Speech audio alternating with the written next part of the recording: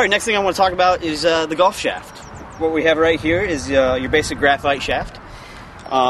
You'll find a lot of these in your woods, hybrids, 3-woods drivers. And right here's your steel shaft. Probably your most standard iron will have a steel shaft. The only time I would recommend putting a graphite shaft in your iron would be for your high handicap players or your junior players, the women and the seniors. This being, you want to make the club as light as possible for them. So you want to create as much club head speed for those high handicap players who have trouble getting the ball up in the air. And you should know, I mean, the faster the club head speed, the easier it is to get that ball up in the air.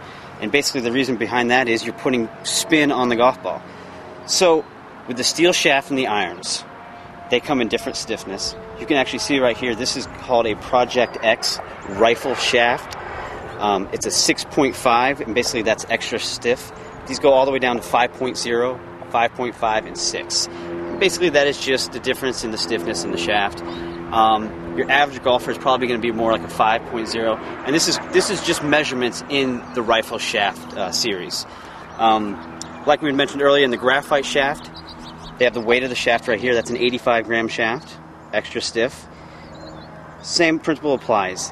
You know, in a graphite shaft, the lighter the shaft is probably for that slower swing speed. And this is just because you want to create, a faster swing speed. Put a lighter shaft in your hand, and you will create that faster swing speed.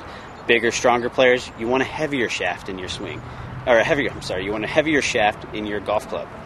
And those are just pretty basic ideas and things you want to think about in the golf shaft. The main thing with the shaft, like I said, is going to be the stiffness, and the weight. The heavier the golf shaft, the stiffer the shaft is going to be, and that's kind of one thing you want to keep an eye out on. Next thing we're going to go into is the length of the club, anywhere from your wedges to your drivers, and which length is right for you.